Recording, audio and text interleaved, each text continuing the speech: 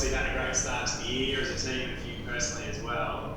That's been better than you hoped for or expected, because the team is obviously pretty young and you're trying to embrace a new midfield role. So, yeah, how's that been? Yeah, it's been nice. Obviously, winning 3 at the first 3 games is what we wanted to achieve. We didn't really necessarily come into the year with set goals of where we wanted to go, but we knew the football that we wanted to play.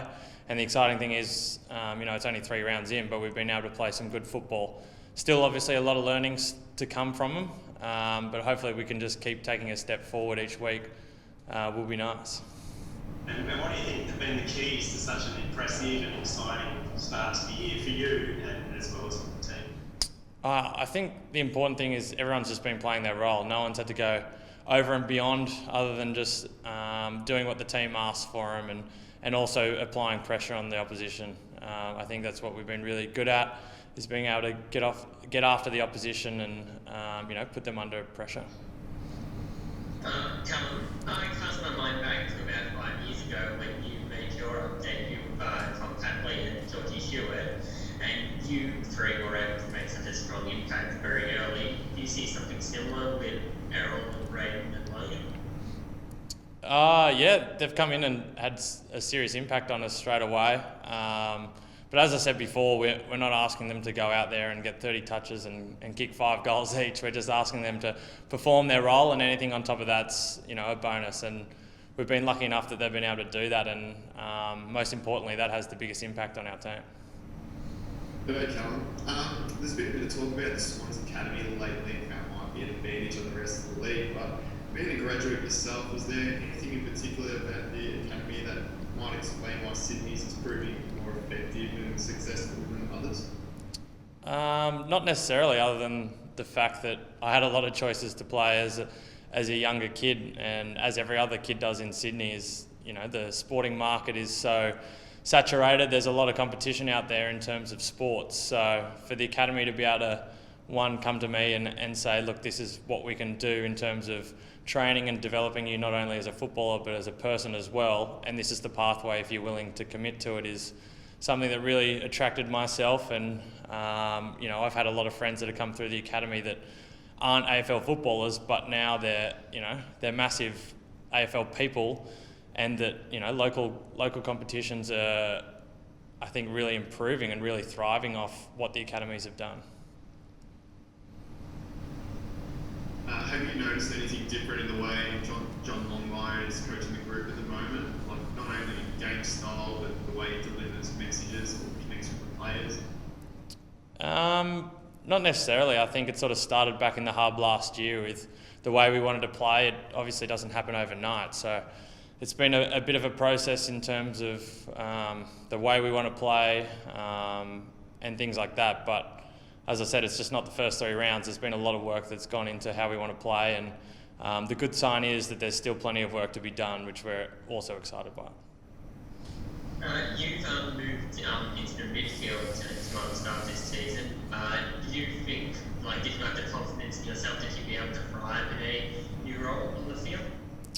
Yeah, I had the confidence to be able to do it, but I've also have great coaches and great leaders to follow. So that one, being able to obviously do a pre-season in that position and follow Joey Kennedy and Luke Parker, and then also be under the guidance of Dean Cox, it's really helpful, and I'm just glad I've been able to play my role and help the team. It's been a great platform you guys have set now. Do you use the Lure finals as something that really set a goal for? No, we're just taking one game at a time, as cliche and as boring as it is. I'm sure you don't want to hear that, but that's the reality of it, because if you get it too far ahead of yourself, things really come back to bite you. So 1 week at a time. This week we're lucky that we have Essendon on a short day break. It's a quick turnaround. We've got to move on pretty fast. So we're looking forward to it. So SCG on Thursday night. What do you think Essendon can do that, you'll have to come back on Thursday night? They play really exciting footy. I think they put up over 140 odd points on the weekend against St Kilda, who are a great side. So obviously got to be really wary of that, and they've got a lot of damaging players that can really hurt you individually. So we'll review them this afternoon tonight, really wrap our heads around it and come up with a game plan to try get over the top of them. Callum, it seems to be a different kind of challenge for you this week because even though Essendon had a great win last weekend, I'm sure the Swans will be starting favourites. So especially as a leader of the group, how do you try and keep the young players in check as the belief and confidence starts to build and expectation as well? I think we just keep doing what we're doing, not get too far off track. We know what sort of works for us, and that's training hard, reviewing what we've done, reviewing the opposition and training really hard. So to be able to get into the groove and keep grinding away with our craft is something that, you know, we're pushing really hard, and you know, that's what will set us up for Thursday night, and that's what will set us up long term for winning games. Okay, and just also once again on your move into the midfield, obviously you played there as a junior and you dabbled in it during your time at the Swans, but you're only 3 games into the full-time role this season. So has anything surprised you about stepping into the midfield, or are there areas that you're now looking to work on or improve? Yeah, just subtle craft things I'm really keen to keep improving on. Bodywork around stoppages and, you know, reaction time. The ball's around you all the time, so it's a bit different to defence. Just the little subtleties around that sort of stuff is something that I'm really keen on working on and getting better at. And you must be pretty happy that you're not playing in defence under the new rules with teams able to move the ball so quickly? Yeah, I do feel for Dane Rampy and the boys back there. So they've done a really good job though. As long as we can keep putting pressure on up the field, it'll make their jobs a bit easier. You guys have easily scored over 100 points each game.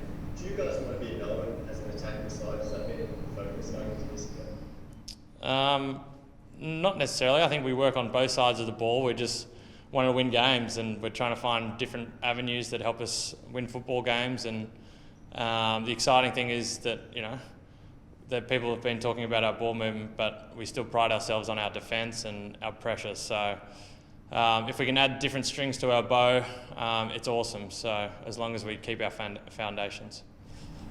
With the attacking weapons that you do have now, you feel like whenever you are in a shootout, that can come up moment at a time? Well, I think what we do well is we play well as a team. There's no real individual that has to kick 10 goals. Bud doesn't have to come out this week and kick 15 goals. It's what we can do as a team, because that'll help us get the best performance. And when you look up forward with Buddy coming back this week, is it still like a magnet when you guys look up forward and see him running towards you, or how do you guys approach that as a midfield group? I think you just want to kick to the person who's in the best position, whether it's Bud or someone else. You've got control over the ball, and it's just picking the best options. It is nice kicking to Bud when he's coming at you a million miles an hour, but we do have other options as well.